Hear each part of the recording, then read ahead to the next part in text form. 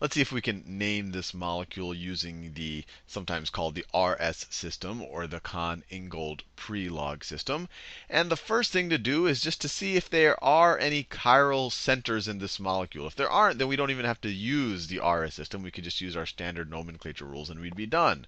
So if we look here, this carbon is attached to 3 hydrogens, so it's definitely not attached to 4 different groups. Same thing about this carbon right here. This carbon right here is attached to a fluorine, but then it's attached to 2, you could view them as 2 methyl groups. So it's the same group. So this is also not a chiral carbon or an asymmetric carbon. This carbon right here is attached to a hydrogen and 3 other carbons, but each of these 3 carbons look like different groups. This carbon is attached to 2 methyls and a fluorine. This carbon is attached to 2 hydrogens and a bromine. This carbon is just a methyl group. So this right here does look like a chiral center. It does look like a chiral carbon, and the other ones don't.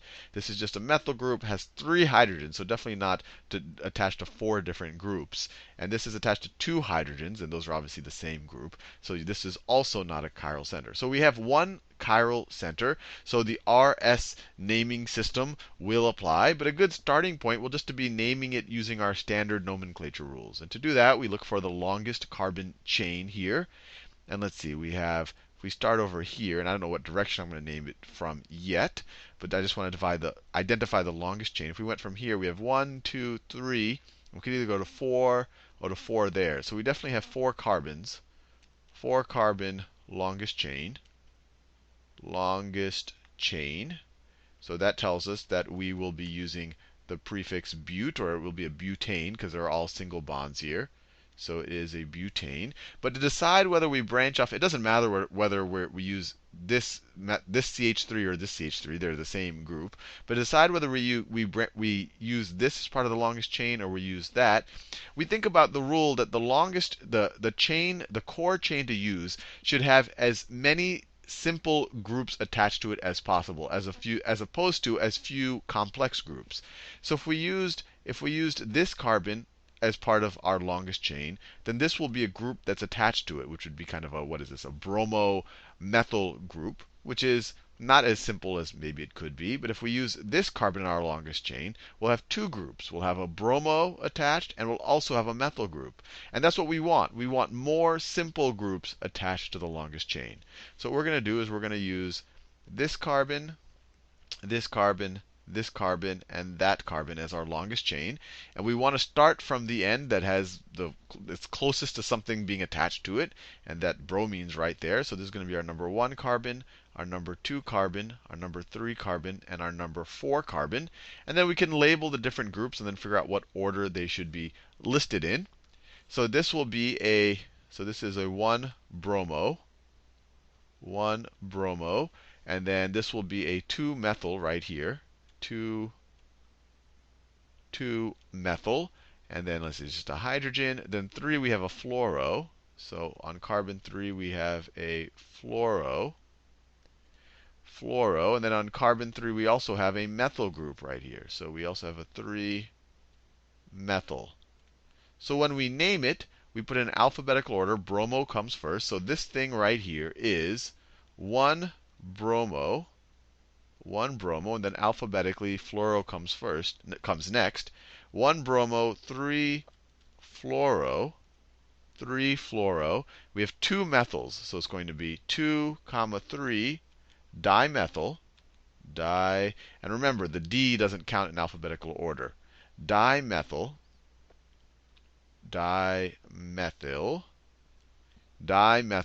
butane, because we have the longest chain is 4 carbons. Dimethylbutane.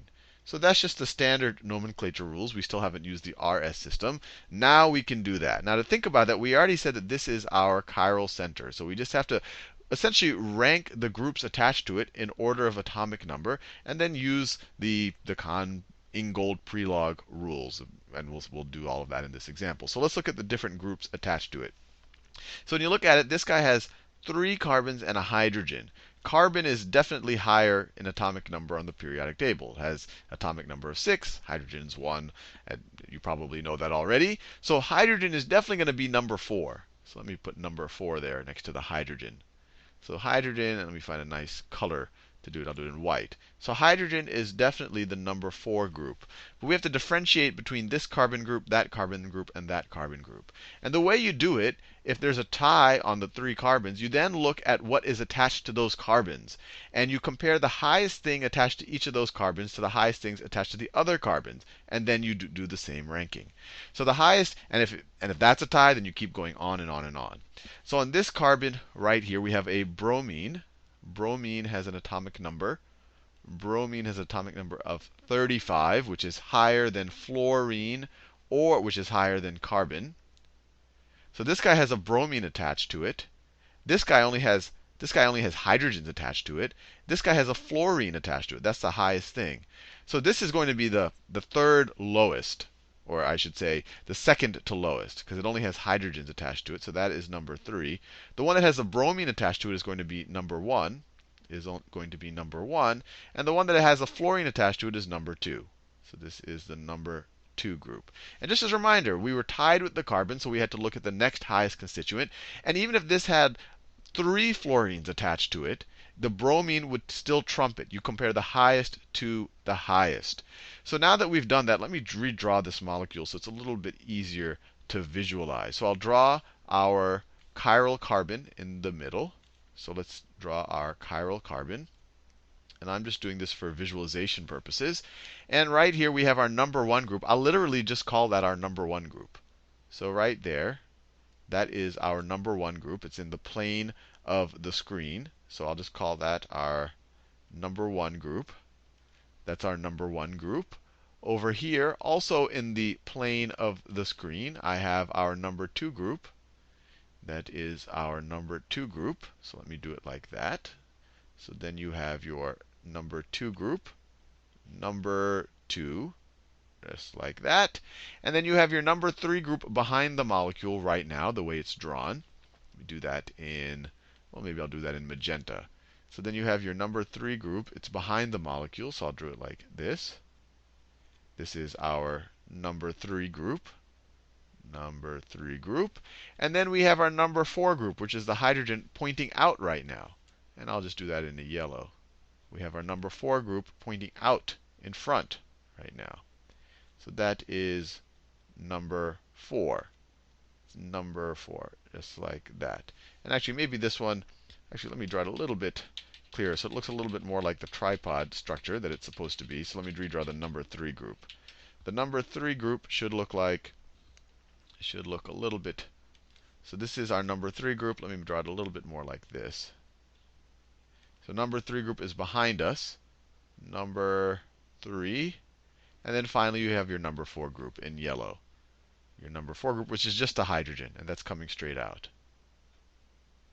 So that is coming straight out of, well, not straight out, but at an angle out of the page. So that's our number 4 group. I'll just label it number 4. It really is just a hydrogen, so I really didn't have to simplify it much there. Now, by the RS system, or by the Cahn Ingold Prelog system, we want our number 4 group to be behind, to be the one furthest back. So we really want it kind of where the number 3 position is. And so the easiest way I can think of doing that is you can imagine this is kind of a tripod that's leaning kind of upside down. Or another way to view it is you can kind of view it as an umbrella, where this is the handle of the umbrella, and that's kind of the top of the umbrella, that would block the rain, I guess. But the easiest way to get the number 4 the number 4 group, that's actually a hydrogen, in the number 3 position would be to rotate it. You could imagine rotate it around the axis defined by the number 1 group. So the number 1 group is just going to stay where it is. The number 4 is going to rotate to the number 3 group. Number 3 is going to rotate around to the number 2 group, and then the number 2 group is going to rotate to the number 4, where the number 4 group is right now. So if we were to redraw that, let's redraw our chiral carbon. So let me scroll over a little bit. So we have our chiral carbon. I put a little asterisk there to say that that's our chiral carbon. The number 4 group is now behind. I'll do it with the circles. It makes it look a little bit more like atoms. So the number 4 group is now behind where the number 3 group used to be. So number 4 is now there.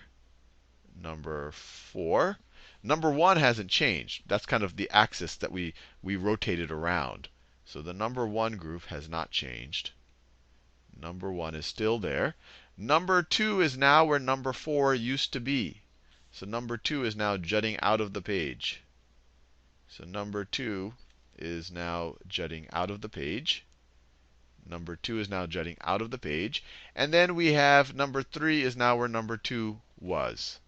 So number 3 is there. Number 3. And now that we've put our fourth group behind the molecule, we literally just figure out whether we have to go clockwise or counterclockwise to go from 1, 2 to 3. And that's pretty straightforward. To go from 1 to 2 to 3, we have to go counterclockwise. We have to go counterclockwise. Counterclockwise. Or another way to think of it, we're going to the left. Counterclockwise, at least on the top of the clock, we're going to the left. And so since we're going to the left, this is S, or sinister. This is S, which stands for sinister, which is Latin for left. So we're done. We've named it using the RS system. This molecule is S. S, sinister, 1 bromo, 3 fluoro, 2, 3 dimethylbutane.